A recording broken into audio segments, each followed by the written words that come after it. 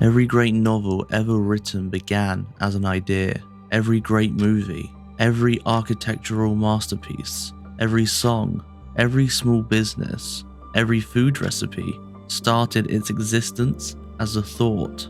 Now, we're going to go one further. If everything that we can physically create, that we can physically manifest by putting the thought into action, began as an intention or an idea, then surely it stands to reason that everything else works this way also. Why wouldn't it? It's who we are. It's how we get things done. We think and we create. We know that minds can design things. It could be, and is argued, that the universe itself is designed by the ultimate mind, that which we call God.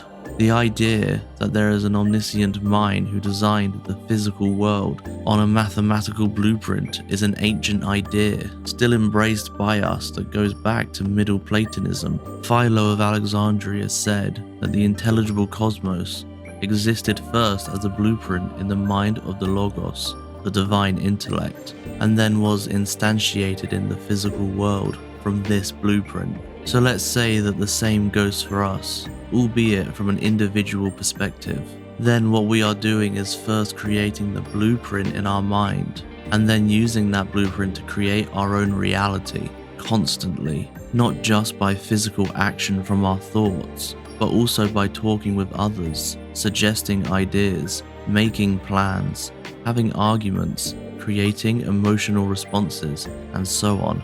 Essentially, the start of every circumstance begins with an intention. The actual outcome may vary from the original desire, through negotiation with others, through external circumstances beyond our control, but at its core, it all began with a thought. If the physical world works by us thinking something first and then creating it, then surely everything works this way.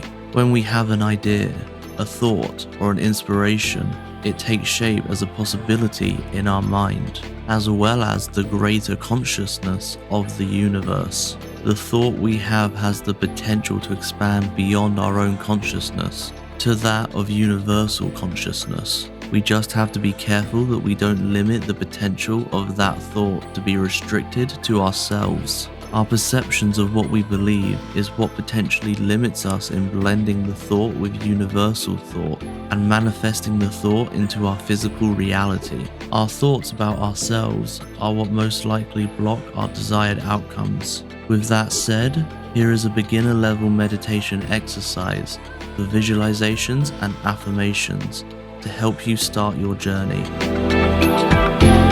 Talking kindly to ourselves is something we should all do a little bit more of. We all have our hang-ups. We all have our gripes with life. The daily commute to work is a pain. That idiot in the office knows how to push your buttons. There's only so many hours in the day that you can fit it all in. There are responsibilities and people relying on you to be on the top of your game. It's tough and you are constantly in the thick of it. The only time you truly get to yourself is when you get 6 hours of sleep at night before it all starts up again. Take a moment to step back from it all. Take 1 minute of your day to let it all wait while you give yourself a few encouraging thoughts. Next time you are walking to the store, next time you get a few minutes to sit on a park bench, next time you are trapped on the tube hurtling beneath the city streets with someone's sweaty armpit in your face, close your eyes and remind yourself of who you really are underneath all the bustling thoughts swirling around in your head. I am a soul, having a human experience. I am a good person with good intentions. Life sometimes gets in the way, but behind it all, I still have dreams and a purpose. I truly do think the best of people and would love to impact the world in a meaningful way, however small that contribution may be. It may be easier to turn this routine into a short 1-minute mantra. Feel free to make up one for yourself. Mantras are an easy way of conditioning the mind to think positively through all other thoughts and stresses of the day. I like to think of them as a cool stream slipping through the chaos, or noise-cancelling headphones as the marching band passes by. Use the ones above or the ones that follow to get yourself started. Good energy is God energy. Positive thoughts, positive outcomes. I am a being of light, and I am connected to all beings in the universe. A truly powerful mantra is to be thankful of the day, no matter what has happened so far. I am grateful for this day and all the lessons it teaches me. Whatever you want it to be, make it positive. You are free to make it personal. You are free to make it generic. Whatever it is you choose, make it a phrase to reconnect with your higher self, and spend a minute or two each day, or whenever you remember, to quietly turn off the background noise and repeat it to yourself.